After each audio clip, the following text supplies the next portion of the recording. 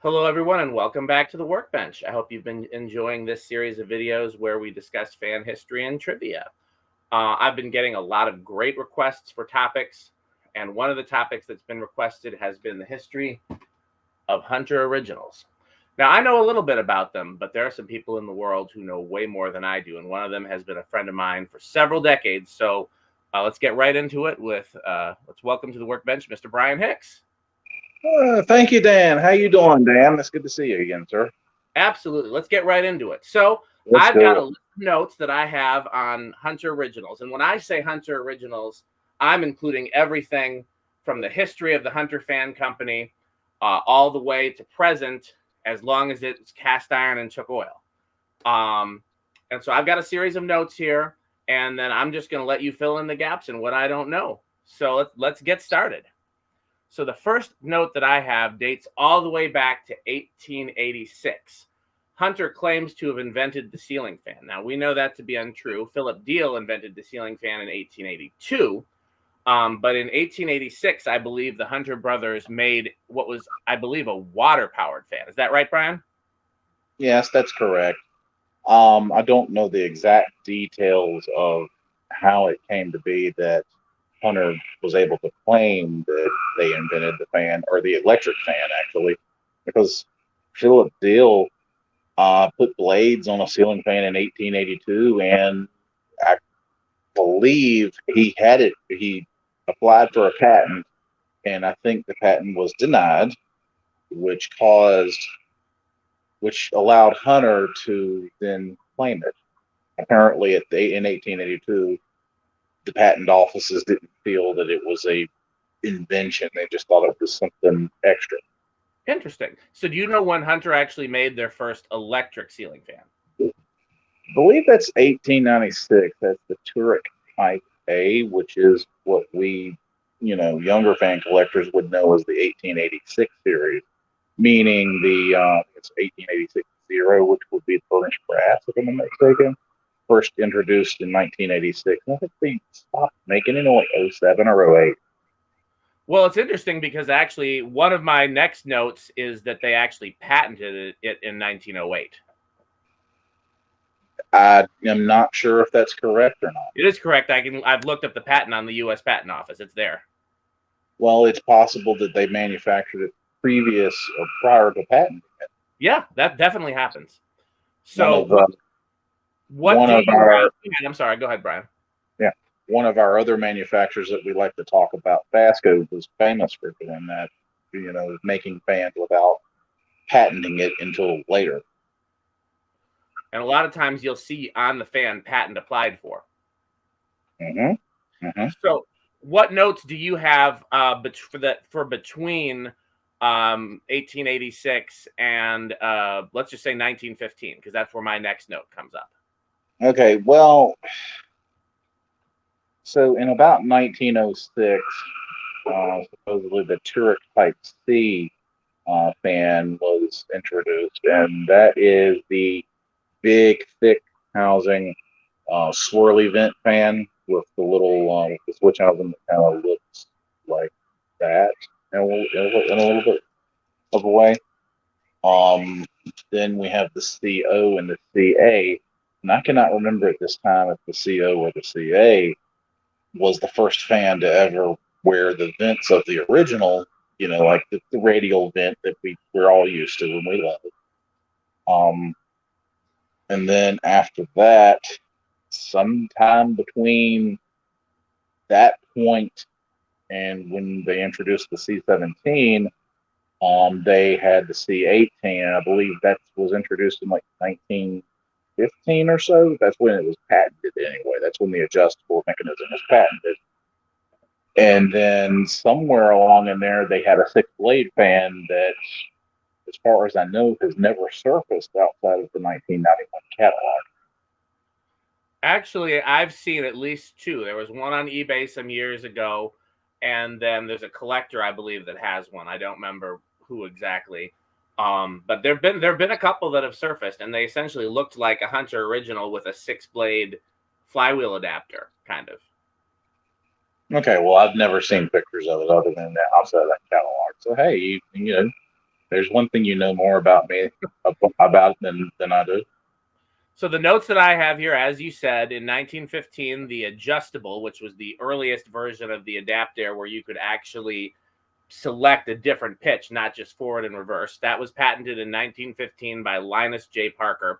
And that patent was cited in many future Hunter patents, like the Infinity patent, the reverse air patent, etc. In 1916 is when the C18 was introduced. And then the next note I have after that is all the way to 1925 when the C17 and the 1032, their first small fan, which was 32 inches, were introduced. Yeah, and that sounds about right. The one thing that I'll add to that is that somewhere in between, somewhere in the middle of all that, there was a large sale of fans to companies like Western Electric, and they have um, their own specifications, like the rotors were different, et cetera, et cetera, et cetera, than all the other fans at the time period, and up until about 1935-ish or so, all fans had spiral grooves in the rotor. After that point, some fans had a spiral groove in the shaft, and some still had it in the rotor, just depending on, I guess, what parts they had and what they had manufactured. Okay, so you're jumping ahead of me. I want to ask you real quick before we move past 1925. Do you know what the difference is between the C17 and the C18? Well, I mean, the C17 was, at its base, it was basically exactly the same as the C18, from what I understand, with the exception of the mechanism, which was not actually part of the fan. The adjustable mechanism was four individual blade irons that um, mounted to the rotor with two screws each iron, and then the mechanism was kind of like a little plate thing on the oil cup switch housing with two rods that would push the adjustable mechanism up and down, which would change the blade pitch. And you had a little knob that you could push up and down. The Turek A also had a similar mechanism, adjustable pitch. Okay, here's the next set of notes that I have, and then I'll stop and see what else you have to add. So 1926, the 32-inch model was introduced with an integrated light. And then a year later, 1927, the 52-inch with the integrated light was introduced. So the 36-inch actually had an integrated light before the 52-inch. And that's what my notes also say, is that, that's about the time period where they introduced the quote unquote hotel fan, which had light. Yeah, that's what it was called, the hotel fan. Absolutely. So then my next note is for 1930. The R36 was introduced, which was the first 36-inch Hunter. Yeah, and the thing is I'm not 100% sure if that information is correct, and the reason I say this is because the R52 was later introduced in 1940. That was the first year of those, and in the middle of the 1930, supposedly, where this documentation says the R36 was introduced, they were calling it a 360 fan. And then in the middle of that, there's the Type 36. As we know, we originally thought that the Type 36 and Type 32, Type 52, were older than like the C17, but actually they were like a intermediate model between the C17 and the C20, which we've never actually seen as far as I know. So that's the information I have about that period. Yeah, you're kind of jumping ahead of me because the next note I have is 1931. The C18 was discontinued. The Model 360, which I don't know what that is, but I assume a 36-inch fan, was introduced. The C20 was introduced, and I'm not sure what that is. And the brass oil cup was introduced. That was all 1931. Yeah, 1931. All fans previous to that had a fine thread and exact thread. Was oil cup, so like when you screw it into the bottom of the shaft. It was fine thread, 30 seconds, 32 threads per inch or something like that. All fan from that point on use a 5/8 by 11 pitch, 5/8 by 18 thread pitch, and that has continued all the way until 2022. So, do you know what? Go ahead. I'm sorry. Dog barked. Oh, okay. Do you know what the Model 360 and the Model C20 looked like? I do not. I would assume the 360 was, a standard like R36 fan, and just maybe that our documentation shows that the 360 is just another, like a category number. Maybe like that's just what they were calling it at the time, but it was still a Type 36 or an R36 or H36 or whatever. The C20, I'm just assuming, going off of a bunch of assumptions actually, we had a 1942, I think it was, catalog image on DT back in the day, that actually showed the C20, and it just looked like a C17. And I'm not 100% sure if that date was correct. We don't know. Okay, here's my next few notes, and then we'll see what we got. 1933, the DC version of the original style was introduced. In 1934, the C17 model number was discontinued. They were still making fans, but they stopped using that model number in 1934. And in 1935, the big change: C20, 1032 model numbers were discontinued, and from this point, for a few years after, the fans were simply referenced as Type 32, Type 36, and Type 52. That's 1935.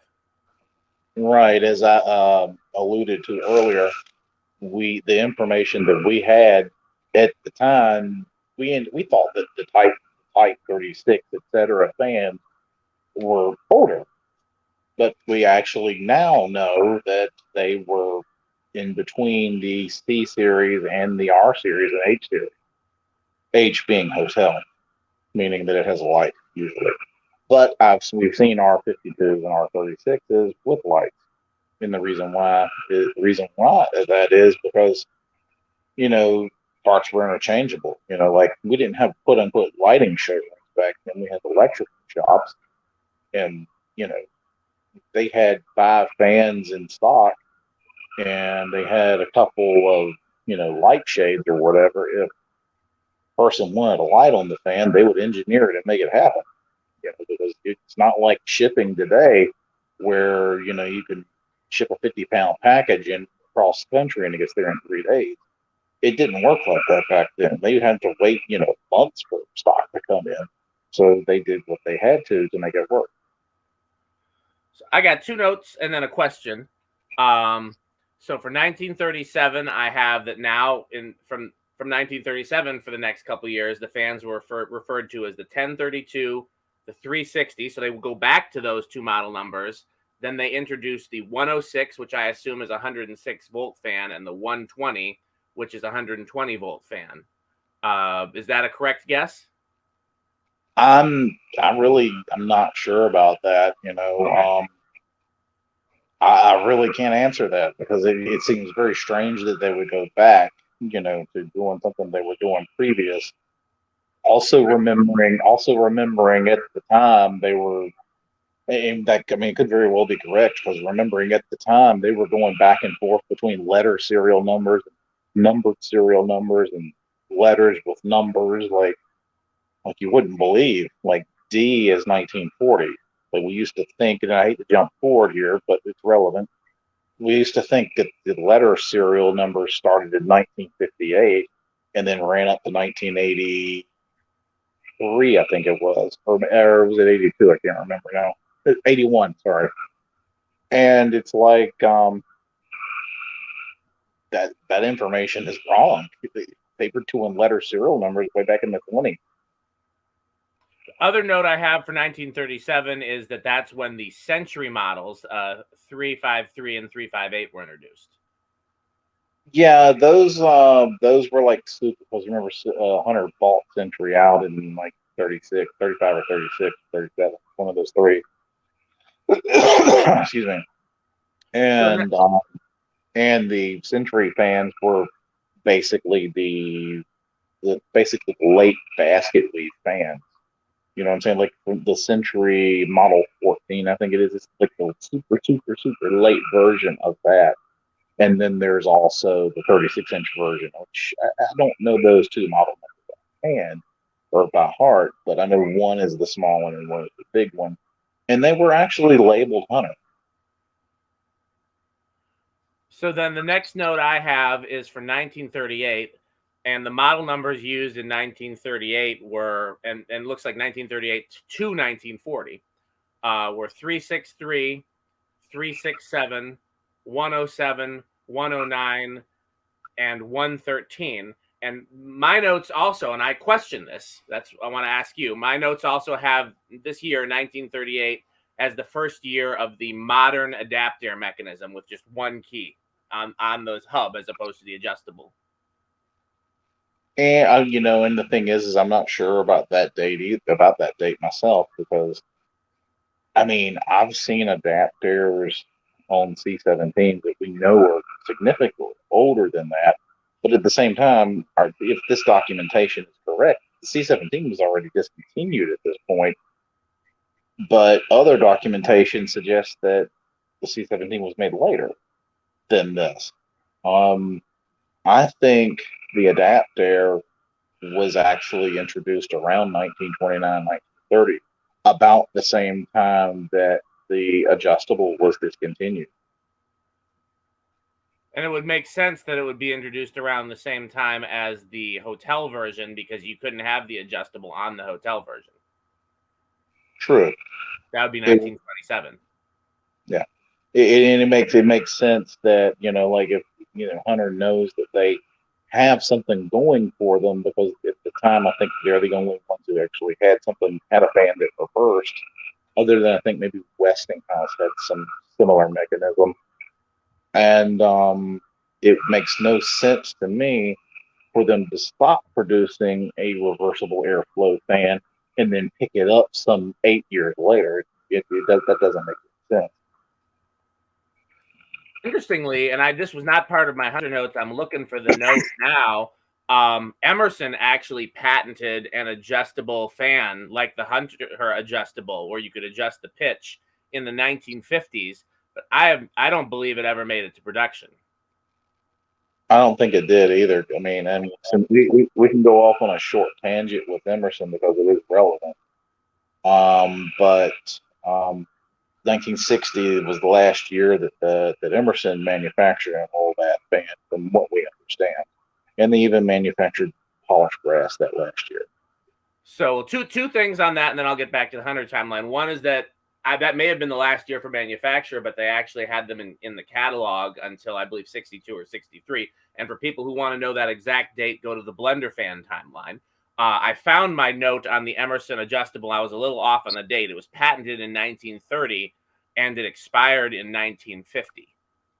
Mm-hmm. So back to the Hunter dates. Now, 1940 is the big year for the Hunter original timeline so far, because 1940 is when the model numbers R36, H36 for the hotel version, R52, and H52 for the hotel version are introduced. That's 1940.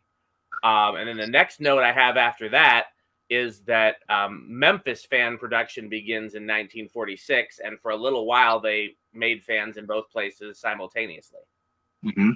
So 1940, we have good evidence that that's the first year for, as you said, the R52, etc. And I actually happen to own several chrome R52s that came out of an FW Woolworth in Greenville or Spartanburg, South Carolina. They all have, serial numbers around 30,000. So it's D30,000 a week. And our documentation pins them down to 1940, supposedly first year. So one thing to add is that in 1942, due to the war efforts, not and material loss because they needed chrome, copper and other things for the war effort. 1942 through 1946 or 47, black was your only finish option. Black or only. Well, first of all, now that I know you have those chrome hunters, in the rare event that I outlive you, leave them to me in your will because I want those. I will go ahead. I'll go ahead and tell you right now, they're all in my closet, and there is a note in there saying what they are, where they come from. So the next big note I have is 1948. All model numbers other than H and R are discontinued, which means that all those other model numbers that we'd seen, 363, 367, etc., those popped up occasionally through 1947. But after 1947, the only model numbers you'll see are Type R, Type H. And then the only notes I have after that from 1948 until 1959 are just in reference to serial numbers, which some people might care about if they're trying to date their fan, which is that 1950 is the S serial number, 1951 is the T serial number, and then 1952 to 1959 is A through H in alphabetical order. Right. I'll add to that in 1948. At least I think it was 1948 anyway. Robbins and Myers purchased Hunter, and I'm not really certain if they started co-branding them, immediately, or if they didn't do that later. So meaning that that we've seen the R&M, we call them R&M originals and R&M fans. It's like they say R&M on them, and then they say division Hunter division of R&M in various iterations of that. Do we know what year Robbins and Myers bought Hunter? 1948, I believe. Hold on, because I got that in a note too. I just got to find it. For 1949, you were very close. That's very impressive for memory. And then they were owned by Robbins and Myers for the following 45 years. So that's what 95? No, should be 1985. Am I bad at math? 48 to 94 is what it says here. Yeah, I don't think that's correct because in '86 they completely dropped the Robbins and Myers name, and there was I can't remember where the documentation is, but like the employees purchased Hunter away from R&M in the late '85. You are actually correct. Where it said 45 years, that was incorrect. So I'm not bad at math. The person who wrote this article is bad at math.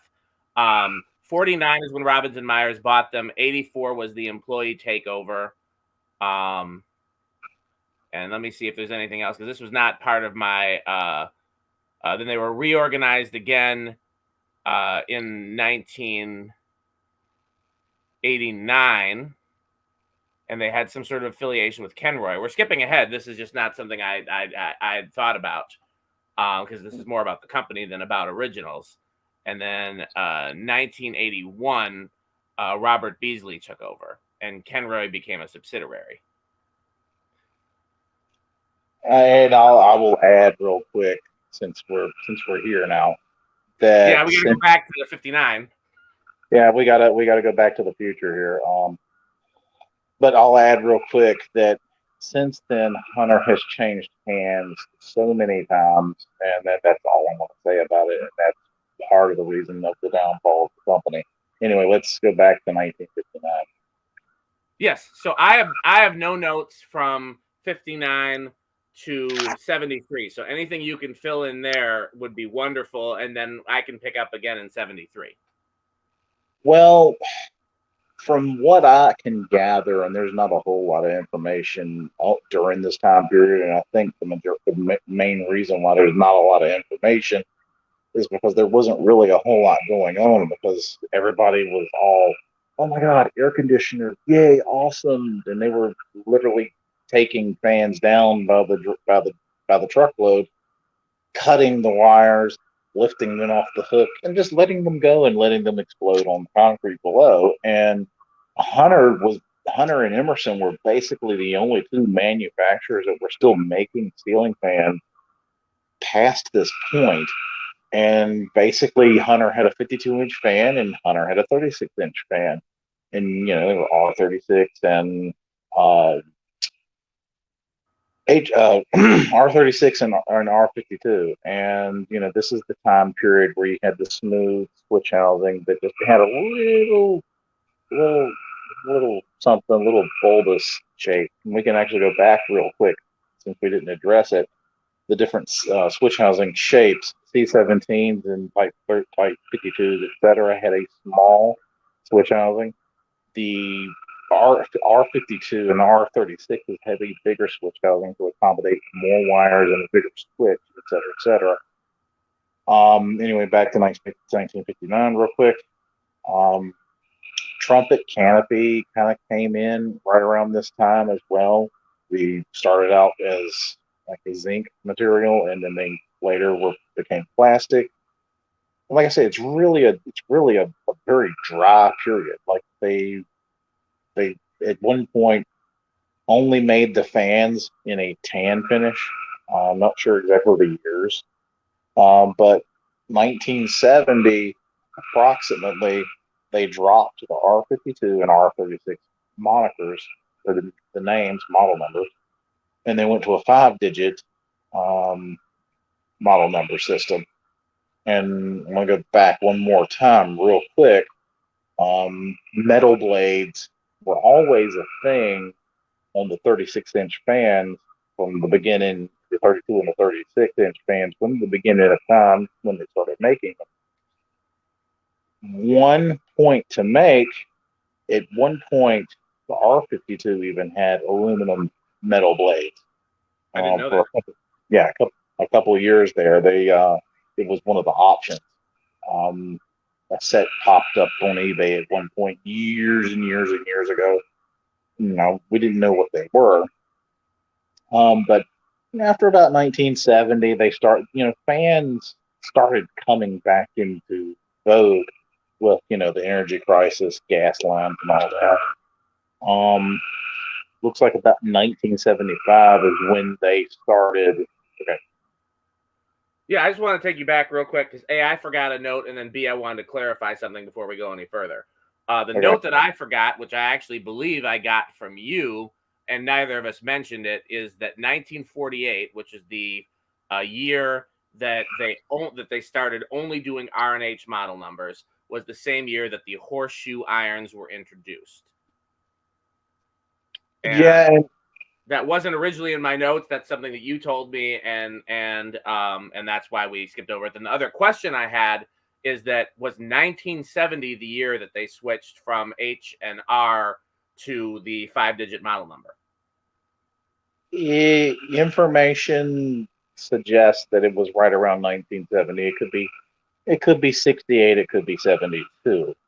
The first 5-digit model number was the 22206, which was an R52, except that it had a new, thicker cast iron housing on the top side, and it has the same shape as all originals since then up there.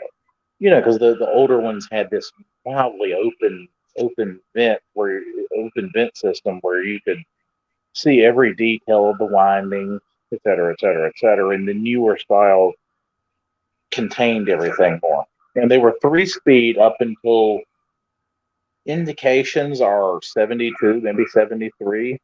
And then they went 2-speed and stayed 2-speed up until 1981. I want to stop you because here's where I have notes. So I'm going to start going through the notes again. And then after each note, then you can chime in and add whatever I don't have. So the first note that I have is 1973 is when they introduced the 2-speed model. Prior to that, it was 3-speed, but it was still a 1.9 amp motor as opposed to the later 2.5 amp 2-speed. And so this was the first 2-speed model, 1973. It had a 2-piece oil cup that was the oil cup itself was brass, and then the switch housing was cast iron. It had a trumpet canopy, and it was available in black, white, brown, chrome, and brass. Indications that I've seen is that it's like 1976 is when the different finishes came in. I remember on DT we had a 1976 catalog, and it was saying the new finishes are introduced in 1975. They were going on about the low profile canopies, which were what the vaulted canopy later was. They were a flat little canopy, like a little cookie that just had a round hole in the center of it, and they only used it for what, a year or so. Well, we're getting there. I got notes on that too. I somebody that I've spoke to claims to have seen chrome and brass as early as 73, which surprised me. But on the other hand, we have seen them with the trumpet canopy, which is the earliest canopy. So that's possible. 76 is the next note I have after 73, which is the introduction of, like you said, the low profile canopy, which is exactly like Hunter's vaulted ceiling canopy, except the hole in the center is smaller. It's a flat chandelier canopy. And 76 is also the first year of the plastic switch housing, which my source says they used it from then on. However, I have never seen a brass one with a plastic switch housing. So I'm wondering if they kept the brass switch housing for the brass model. Do you know? I'm not really sure. I believe the 2-piece switch housing, but I do believe they may have continued using it like that. I have a couple of brass adapters from around that time, around 76, 77, and they definitely do not have a plastic switch housing. So for what that's worth. Also, 76 is the year that we can best figure that cane was introduced. Everybody that I've talked to says that Hunter was the first company to do cane blades, that Casablanca and Encon and everybody else who did cane blades was copying them. And Encon and Casablanca were both founded in 75, but we don't know exactly when their cane blades were introduced either. It had to be around that same time. 76 is the best I can come up with. Can you top that? 76, 77, maybe 78, but I think you're pretty close there, because I do recall I do believe I recall a 77 catalog showing cane blades. I would think that it couldn't be any later than 77 if Encon and Casablanca were copying them, because I'm pretty sure we've seen Casablanca cane blades dating back to 77 or 78. Speaking of 77, the note that I have for 77 is that that's when they introduced the 2-piece canopy, which was originally plastic. That was 77 was the first year of the 2-piece canopy, and it was plastic. And 77 was also the first year that the 36-inch original had vents. True, all true. A note on the plastic stuff. I've seen fans as late as 81 and 82 have, especially 36-inch fans, have plastic switch housing and plastic canopies. And they're speaking of the switch housing, it seems like there's like 10 or 12 different ones. I mean, like, just, little differences in them. And I think that's really because at the time, Robinson, Myers, and Hunter they were trying to build the fans as cheap as possible, and whatever company would say, "Oh, we can build this part for $1.50," and then another company would say, "Well, we can build it for $1.35." Whoever would come up with the cheapest is who they would use, and this is true for the castings too. We've always been heard, like Hunter's made in USA, yada yada blah blah, or Hunter Originals made in USA, yada yada blah blah. We had fans of Taiwan on them. I mean, like, you open up the blade set and you take the bracket apart from the blade. If the new blade's it says made in Taiwan underneath the blade bracket. They did the same thing with the fans, and which brings me to Commander. And I'll let you talk about that. Well, you're taking me right up to my next note because I got a few things for questions following up this next note. So the next note I have is for 1978, and that was the introduction of the 2.5 amp motor, which is, I think, what most of us think of when we think of the shaded pole 2-spin Hunter original.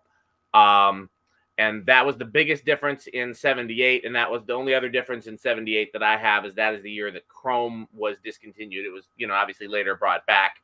But for the 78 model year, Chrome was discontinued. But since we get into the 2.5 amp motor, which is the, what people think of when they think of an R&M original, I want to ask you these two questions for this year, which is, when did they start actually calling them the original?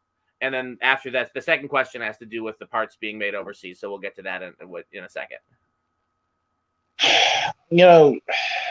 As far as I know, they called them the old time ceiling fan up until about 1983, 1984, when they changed the tag to actually say Hunter, the original 1886, which was in 83. I will back you up a little bit, and I believe that the first year for the 2.5 was actually 77.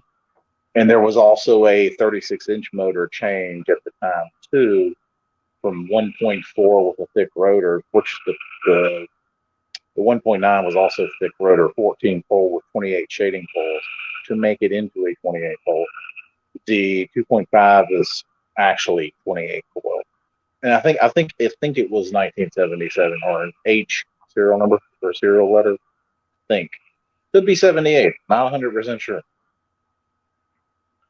So so let me ask you another question about the name, a follow-up question. So when you talked about the old time, I'm looking at a box right now. I don't know how old the box is, but it's definitely predates 83, 84. That says the original old time ceiling fan. When did they start calling it the original old time ceiling fan before they shortened it to the original?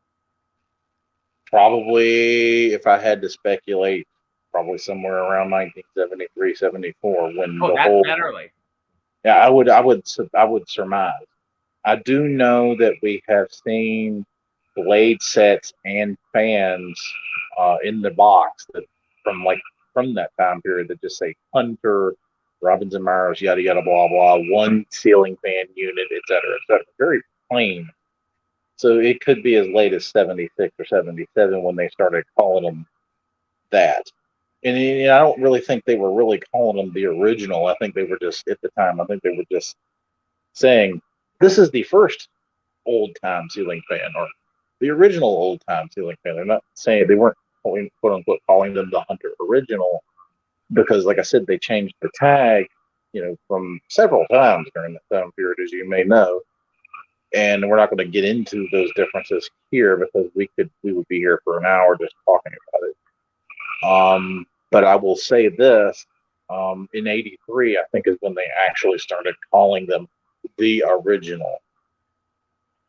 If I had to speculate, if you don't have more hard data, I would say they probably started referring to them as the original old-time ceiling fan after Casablanca and Encon and other early manufacturers of decorative fans started selling their fans as, replicas of the old-time ceiling fan. And then Hunter probably shot back probably around 76, 77, like you said. Well, you're doing a replica. Here's the original old-time ceiling fan. So let's see where the second question I had is we talked about the fact that Hunter actually used imported castings and wood blades, and basically everything other than the windings was made overseas and assembled here for the R&M era. Do you know when they started having parts made overseas? That's an interesting question, and it leads me into another question or another statement that has now left my head and will probably come back at the end of this. But my speculation is about the same time that they switched to the 2.5 amp motor is when they went overseas, possibly as early as 1970. And the reason I say this is because there was a casting change at the time, as we discussed earlier, 22206. I remember now. The other thing I was going to bring up. So you were talking about replicas. The Hunter original has been the most copied design ever. I mean, we're talking like Litex, Moss, Hampton Bay even had one that we don't know who manufactured it, but even Hampton Bay had one. There was Falcon Engineering. There was at least a dozen. Before you get too far away from that, I want to take you back when you said how the casting change is probably when they started moving production overseas. Just looking at all the notes that we've made, I would say that if we don't have any other concrete evidence, I would say that 77, 78 makes the most sense because that's when the 36-inch original changed in its design. And then that you also said there was a casting change when they changed to the 2.5 amp, that changed the castings as well. So that would seem to make a lot of sense that they started having.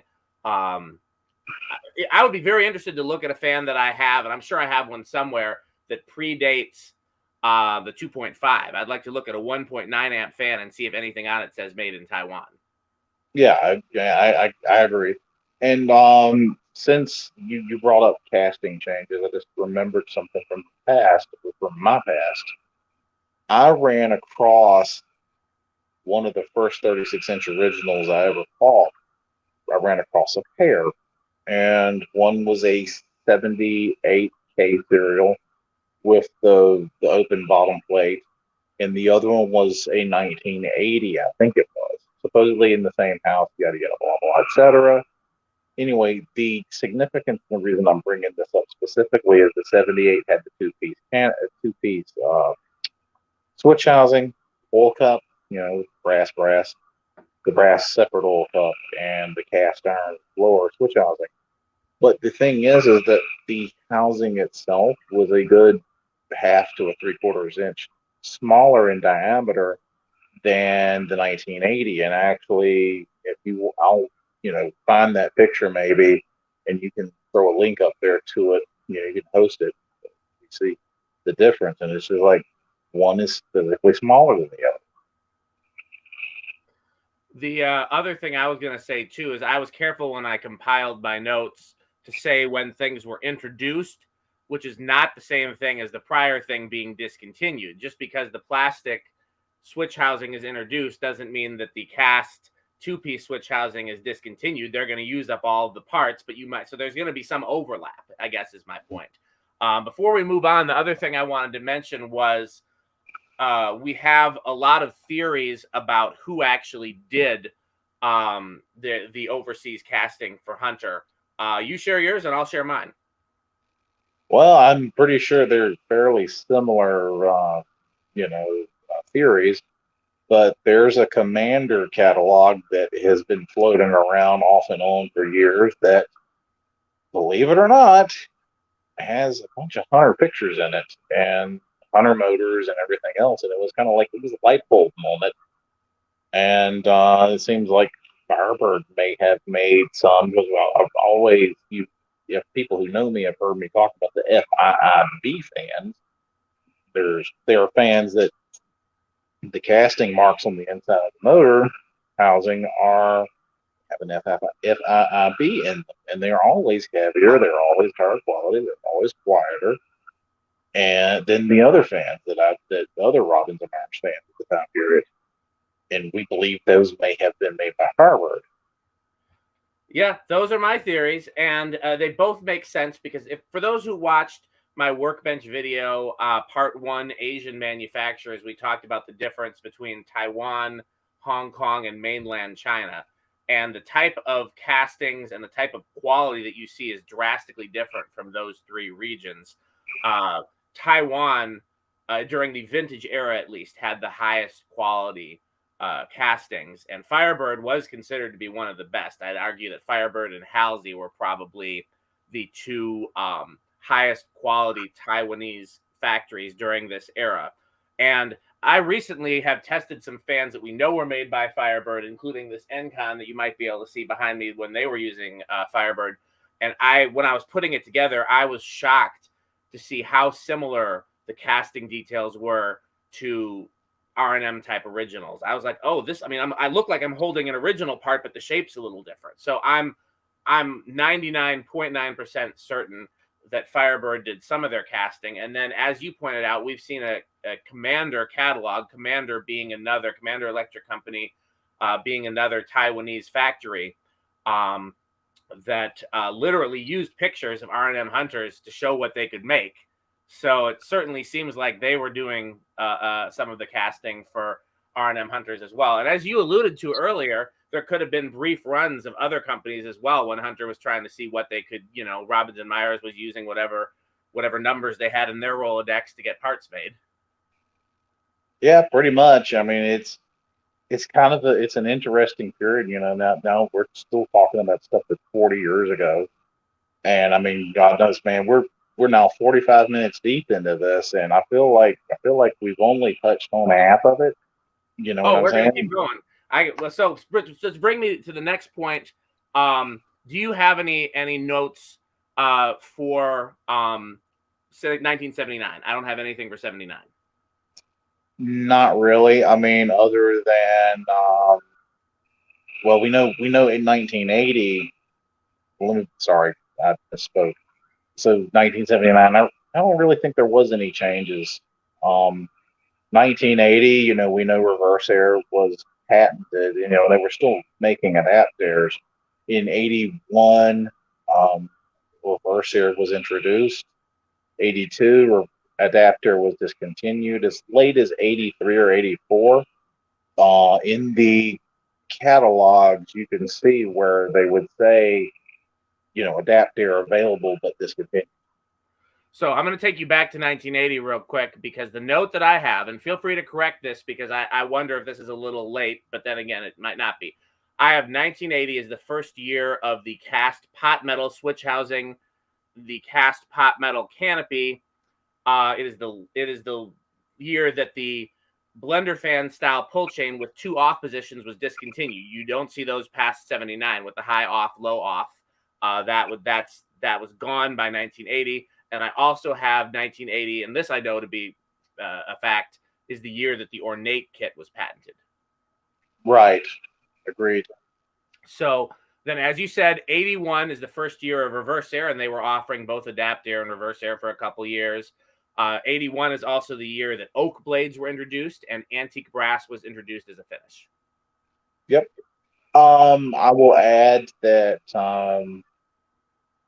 in 1981, they changed the tag from the previous, like 1975-ish, all the way up, or 1970-ish, up to that point.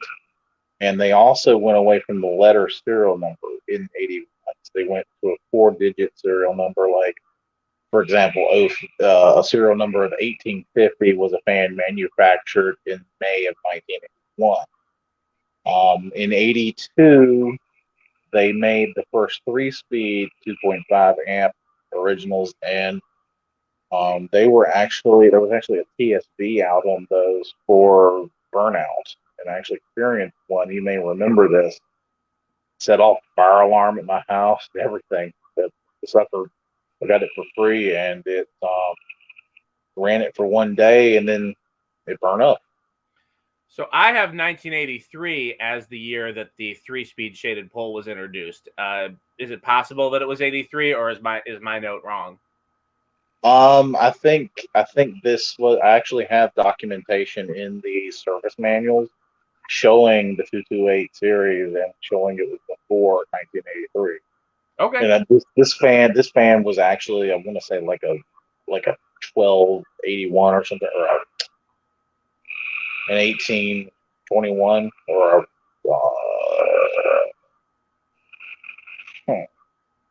a December of 81 for 82. So, chances are pretty good. 82 was the first late year. model year 82. So gotcha. So okay. Then I have for 83 is the year of the 3-speed shaded pull, which we know could be late 82. Hunter also patented the fan brace in 83. I'm assuming they were, now that other fans that could hang on an outlet box were more popular, they were probably getting complaints that you couldn't hang an original on an outlet box. So they patented the fan brace in 83. 83 was also the year adapter was discontinued. You got any notes for that, or should I move on to 84? I think we can go on to 84 because, that's the most important year of them all for getting into the modern years. Well, it's a great year for me. The 1.1 amp permanent split capacitor motor was introduced. The current blade arms, what I would call a smiley face with teeth, were introduced. Cherry blades were introduced. The isolation ring was patented. And we believe, I don't think I have documentation for this, but you and I have talked about it. We believe that 84 was also the first year for the 42-inch original. Mm-hmm. Anything else for 84? Well, I can add that I've seen fans as old as 80, 81 having isolation rings on them. That doesn't mean that they came with them, because, it's just an add-on part. Yeah. You could easily add them to any fan, as far back as the 1900s. Well, not only that, but I think there was probably a lot of, you'd go to buy a Hunter and they'd have a fan that had been in the stockroom for a few years and the isolation ring was new out that year. Yeah, that too. So see, sorry, my brain's tired. Sorry. So anyway, it seems that August of 84 is when the PSC motor was first introduced, and maybe there was some shaded poles made alongside, because I have found personally 2 or 3 different August of 84 PSC fans. And I have also found July of 84 fans that were shaded pole. So It seems August of 84 is about when they were brought in. What I have in my notes is that in the year 1984, they made both shaded pole and permanent split capacitor. They made both electrically reversible and mechanically reversible. Reverse air was still being made and sold. And in fact, you could get an electrically reversible fan with a reverse air set of blade arms if you wanted in 84, all made and off the assembly line in 84. Yeah, because they didn't come out with the Unipacks until 85. Which, I mean, they had Unipacks prior to this. That's a whole other conversation. But, like the Unipacks were not something that they really did, except for particular retailers, like Kmart, for example. Like they sold originals at Kmart in like 80, 81, and 82 and 83. Like, you can't expect the Kmart customer to go pick a motor and then pick blades. It's not going to work like that. What I have heard, and this is just information that I've heard from somebody who claims to have seen it, I've heard that there actually were some examples of Unipack fans that were both electrically reversible with reverse air in 84. I believe it. I've seen them. And that takes me to 85, which was the only year that they had the reverse switch on top of the motor housing. So if I'm understanding correctly, that means that it was in the switch housing. They moved it on top for 1 year and then back down to the switch housing the following year. Is that correct? No, they were on top of the switch. They were on top of the motor always, between 84 and 86.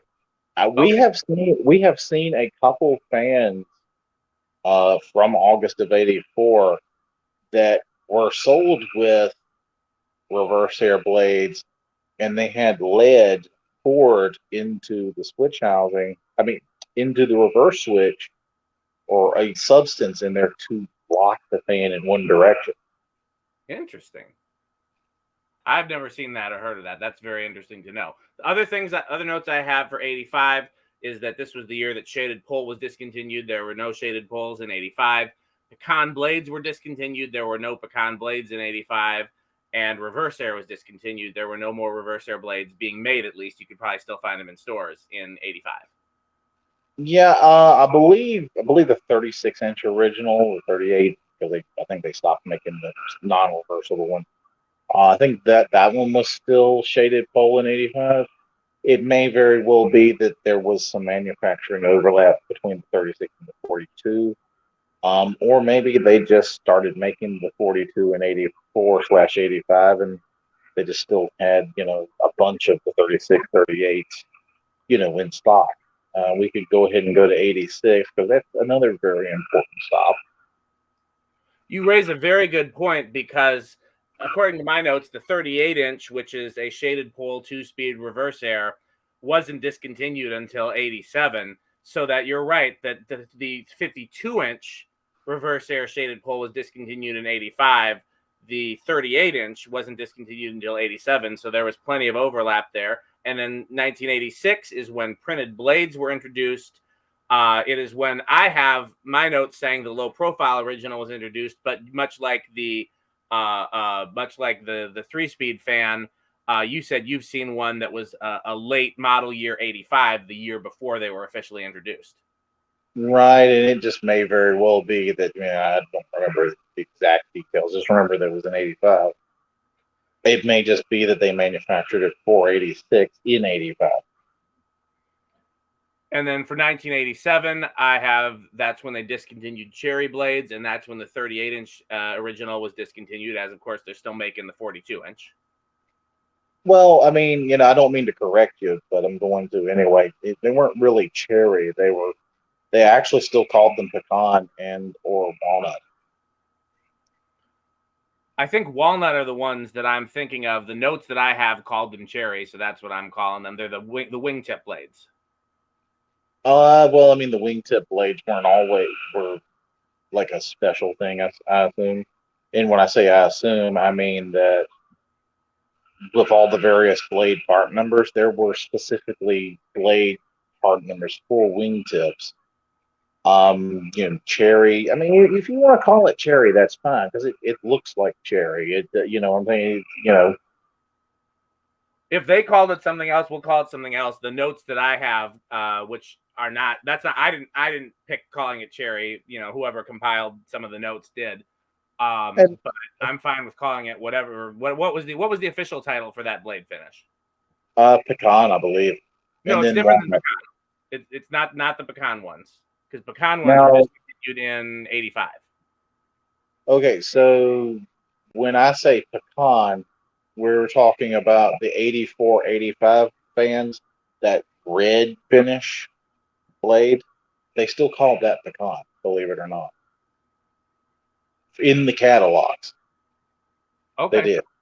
But I will have to go look because I'm not sure. Again, I'm just reading from notes, and the notes that I have said that the blade options were oak, pecan, and cherry. And that's cool. And it's very well possible that I'm even wrong. But that's what I've read myself. Anyway, we need to move on. If I can pull up a catalog real quick. If you want to wax poetic, the next notes that I have, first of all, do you know when they discontinued the cane blades and ornate plates? The latest I've ever seen them is 87, but that doesn't mean they discontinued them in 88. Do you know? I have seen the cane blades be listed in a 1990 catalog, not on a fan, but as accessory blades. And that was the original, like what we normally would look at and say those are the cane blades. Mm-hmm. At least that was the picture they showed. We can go ahead and move along. While you're looking up that, I can go ahead and zip along for a couple more years.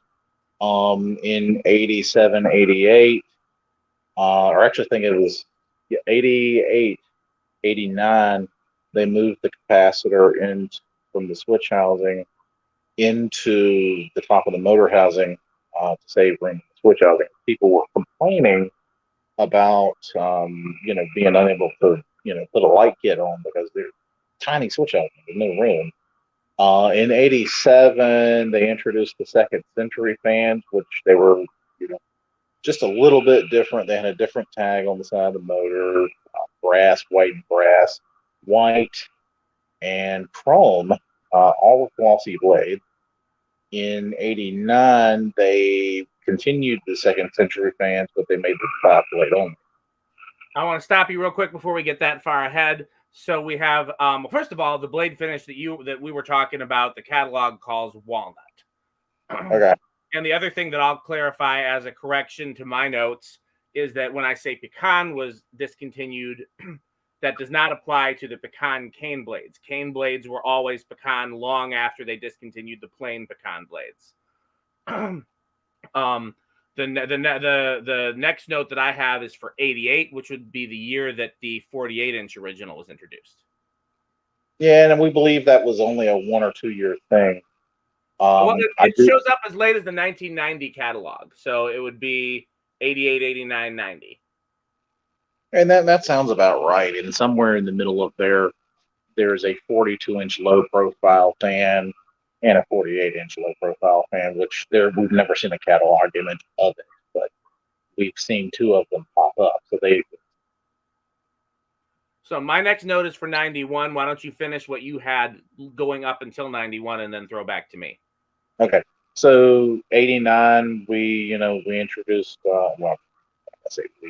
they introduced the 5-blade only second century fans. They were 1.1 amp standard issue Hunter irons, 12-degree blade pitch.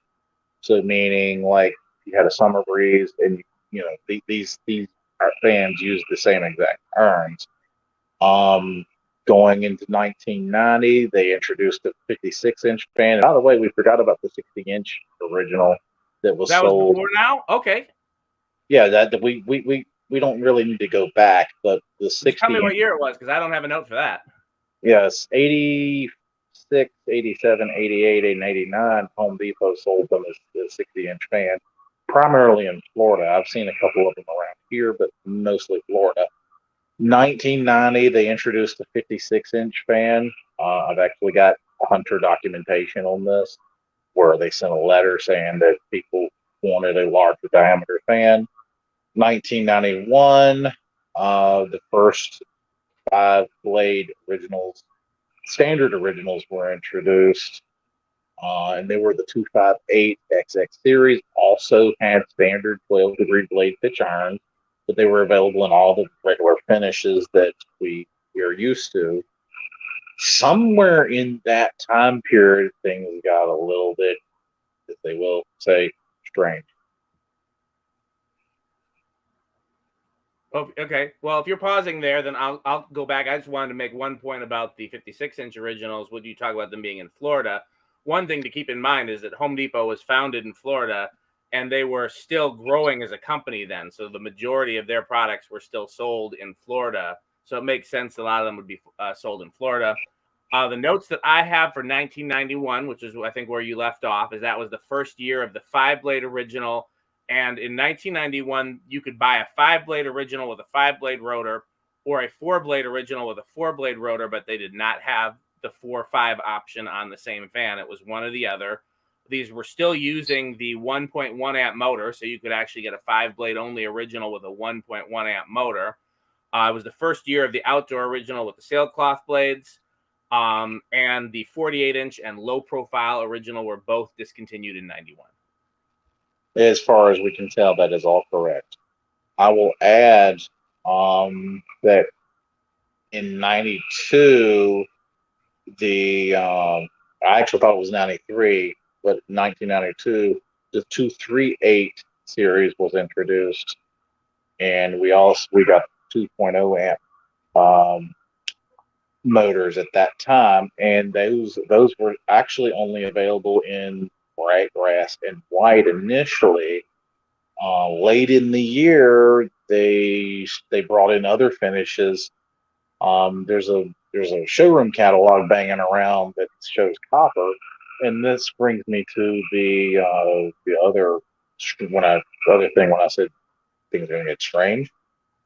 So I have documentation from a Hunter reference manual that was made in 1998 that shows part numbers for blade irons, switch caps, canopies, etc., but no actual fan model numbers for finishes such as gunmetal, satin brass, terracotta, 3 different chrome finishes. I'm assuming bright chrome, brushed chrome. Trying to remember some of the other ones. But there was like 5 or 6 different, strange finishes that we've never seen before. Interesting. Well, before we get too far into that, I want to go back to 1990. So we talked about 1992, right? Mm-hmm. No, I left off at 91, which was the 4 and 5 blade separately alternated. 1992 is when the 4-5 rotor was introduced. You could put either number of blades on the same fan. 92 was also the year of the second century original and the 1930s original, and it was also the first year of the 2-amp motor. Correct. And the 2-amp motor, to be clear, is physically bigger. The laminations are thicker by like 0.2 inches. The windings themselves are a thicker gauge, and I think there's the same amount of turns on the windings, and the capacitor is the same. So all of them use 7.5 MFD. Second century, basically the same motor, just that it's a clamshell. It kind of like clamps everything together. 1930s, same exact thing as the 238 series, just different finishes with the chrome bits on it.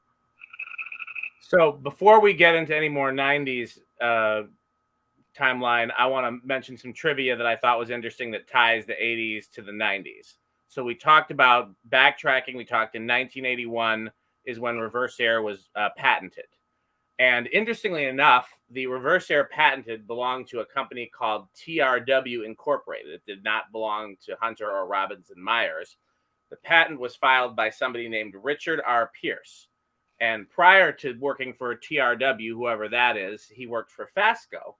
And he actually had a Fasco patent to his name in the 70s for an artificial fireplace. But it's very interesting because the reverse air patent is to Richard R. Pierce, working for TRW. And then as of 1984, he works for Hunter. And his name is on the patents for, as Hunter Fan Company, the isolation ring, the 1886, those weird Hunter top mount fans that they did in the early 90s, that patent is from 1991, the Infinity, 1992, the Fantasy Flyer, 1992, the Baseball Fan, 1994, the Air Max motor, which was, I think, Hunter's most powerful spinner motor, 1996, the Whisper Wind series, 1996, and those are all patents to Richard A. Pierce. He has 67 Hunter patents to his name, if you go and look in the U.S. Patent Office. So it really seems like he was responsible for a lot of the innovation at Hunter in the 80s and 90s. And I think some of his patents are well into the 2000s. I stopped looking at like around the year 2000. Well, I'm not going to address all the patents because I mean, that could easily go into another 30 minutes of conversation. But I will say that TRW is a parts manufacturer. Is from like they make seat belts for cars and things like that. So and they still exist to get today, but they were, like I said, they were a parts manufacturer, so it makes complete sense for TRW to have manufactured and or hold the patent on that. So getting back into the 90s, do you have any notes for the original, the various series in the 90s? I do know that the 1930s original was kept at 12-degree blade pitch up until like 94, 95, 96, somewhere in there.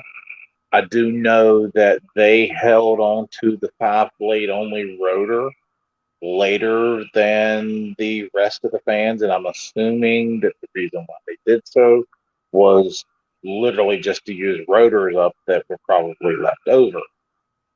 In 96, the boxes changed. They stopped saying "Made in America" for over 100 years. They started saying "Made in America" from imported and domestic materials. Seems like 1999 is the best year for the original. This is just my opinion. And then somewhere along those lines, they had a price reduction. You may remember this. Like you could go to Home Depot, in the mid '90s, late '90s. I remember as a kid, right? A brass original was $2.99, and then all of a sudden they dropped by $100 to $1.99, and that didn't make any sense. And I think they sent this happened somewhere around in after 1996. They moved more production stuff back to China at that point, and they were trying to make the fan price competitive to everything else that was sold at Home Depot. I work for a lighting showroom now. That's a whole other story in my history with my career and everything. But I have information from the lighting showroom that, they were trying to sell originals right alongside, right alongside Home Depot across the street. Showroom's trying to sell them for $500-$600. Home Depot selling them for $199, and they can't, they weren't selling. That's how I wound up with my first new inbox originals was from this showroom I actually work at now, but when I was a kid. So the only notes that I have for the rest of original production, and you'll definitely have to take over when it comes to overseas, because I have not kept up with any of those changes, and I know you have, because you're the person that I consult about it. So in 1999, the Second Century Original was discontinued. The sailcloth blade outdoor original was discontinued, and they introduced a 4-blade outdoor original that just has regular blades that are probably plastic or something like that. In 2000, 2001, the 1930s original was discontinued. It was made through 99. And then, as we know, 2002 was the big year that everybody was complaining about, when Hunter original production was fully moved overseas. And the only thing I'll say about that before I let you completely take over and just, lecture for the rest of this video, because I know very little, is that I did talk to some people that were involved in that decision, or at least new people that were involved in that decision. And my question was, why can't you keep making them the same way overseas? Because I don't care where it's made as long as the quality remains the same. Why couldn't you move the winding machines from Memphis to China or Taiwan or whatever? And what I was told is that by this time, the machines that they used to wind the original motors in Memphis were falling apart. They were in just rough shape. They were barely usable anymore, and they could not possibly move them overseas and have them remain intact and usable, and it would cost too much to have them remade. So what they had to do was try to figure out a way to build the original using existing tooling that was already being used for other fan manufacturing in China. Some of that is true, and by the way, my battery's at 5%, just so you know, so we probably got about another 3 or 4 minutes, and that's really all we need here. So February of 2002 was the last hurrah for the USA Originals. John Andrews tried to put an order in for 1,200 fans, was only able to get 600. The literal last fan ran on the line was a run of 2,000 archive originals in antique black. There were no white ones made in February of 2002, excuse me. After that, John Andrews calls them Chupong motors, but we're going to call them China motors. After that, things went downhill very fast, and I mean very fast. Failures, right, left, front, center, backwards, upside down, literally 90 to 95% of the 2002 to 2005 originals have failed or will fail. Just, they're unreliable, they're junk. And in 2003, they actually had a time period where they had initial failures, meaning that the motors were machined wrong, the rotors were machined wrong out of the box. And as soon as you powered it up, the motor would magnetically lock up, and the fan was dead, literally out of the box. 2005, they made some updates. They moved the oil fill from the side of the switch housing, which was totally a bad idea, and put it on top of the switch housing. I mean, put it on top of the housing with a little flip cap. Reliability greatly increased. They also added 2 extra oil returns to the little fork shaft, which was only about so long. 2009, they had another rash of bad machining. It had the same problem they had in 03. 2002, they had a very bad run of capacitors. Like almost every fan got a weak capacitor, and the capacitor had to be replaced with the fan replaced.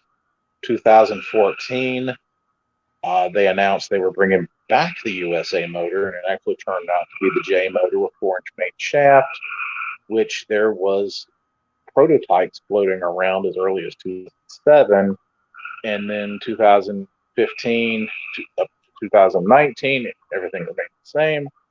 2019, they introduced cast iron brackets, and in 2022, they introduced a new finish, matte silver, which brought their finish total to 4. That's, again, finishes and stuff, that's a whole other conversation for the time. I will add that in 2014, when they started showing prototype pictures of the new fan, the new, what would become the 4-inch main shaft, 23845, etc., model number fans, they showed these pictures of these garish blade brackets. I remember those.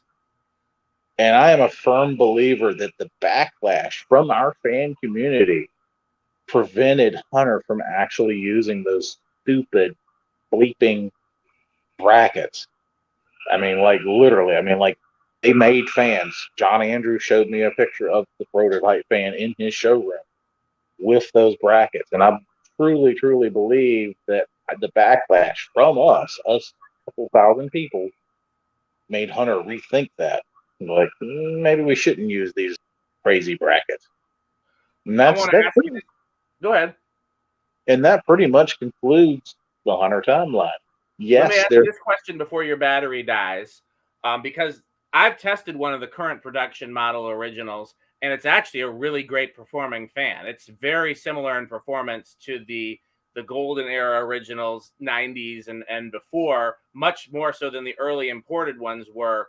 So I want to make sure I understand. So the difference between the earliest crappy imported ones and the ones they make today is A, the cast blade irons, B, they widened the shaft and added more oil returns. Is there anything else, or are those the two things really that improve the quality? Well, I mean, the 2002 through 2014 fans had an 1.5 inch long shaft. If the fan was ran low on oil at all over a few hour period, I mean, the shaft would wear and then the fan would magnetically lock up. The 2015 fan is using the same shaft that the USA fan did. I have compared them, taken them apart, same diameter, same everything. My opinion, and I think Skylar shares the same opinion, the 2015 through current fans are the best build quality we've ever seen so far as form, fit, and finish is concerned. I truly believe the 2015 to 22 fans, or 2015 current fans, will be around just as long as the USA fans have been all the way back to the early days, provided that things like capacitors stay working. Well, that's certainly great to know. I'm glad they're making something again that we can be proud of. Really, my only gripe with them, and I know this is an Energy Star thing, is the lower and the low speed's too fast. But I know that's for Energy Star requirements. So I want to thank you so much, Dr. Hicks, for participating in this video and sharing your wealth of knowledge and contributing to the notes. I want to also shout out the other people that contributed to the notes, which are John, you mentioned John Andrews, Jack Miner, Derek Weinecke. As with many of these videos, it's sponsored by the Neon Fan Company, so they also provided some notes and documentation. Thank you again, Brian Hicks. It's so glad to have your expertise on camera. Anything you want to say before your battery dies? Well, I also have a YouTube channel, and it is called The Hicks House of Vintage Fans and Electricism. I have a bunch of videos on there. I post stuff from diesel truck videos to ceiling fans, obviously Hunter Originals, antique fans, me working on things like asphalt plants and stuff like that, et cetera, et cetera. If you would, come over there and give me a shout out or subscribe. Absolutely. Definitely subscribe to the Hicks Fan Company YouTube channel. Last question. Why do they call you the Deep Voice Fan Collector? Well, there was a period of time where I would do this introduction. I don't even know if I can do it properly anymore. It's been so long. I believe in you. You can do it. I used to start my videos out like, "It is I, Brian Hicks, the Deep Voice Fan Collector," and I could never like hold that voice more than a few seconds. I'm just glad they don't call me the high voiced fan collector. So, well, my phone just died. I think we've just lost Brian. So that was honestly where I was going to end the video anyways. It would have been a little bit of a cleaner ending. I wouldn't have ended with, and my phone just died. But honestly, that was going to be it. I was going to thank Brian one more time. I hope you guys have enjoyed this video. Just because this has been a very long and chatty video, I'm probably going to condense all our notes down and do a more normal Workbench video with the same topic. But it will never have as much information as having Brian Hicks here himself. So I really hope you appreciated this. Thanks again. Make sure you subscribe to him. And if you're not already subscribed to me, please do so and like and comment and hit the notification bell and all those great YouTube things. Thanks again to the other people I mentioned who contributed to this video, and I will see you at the next Workbench topic. Thanks for watching.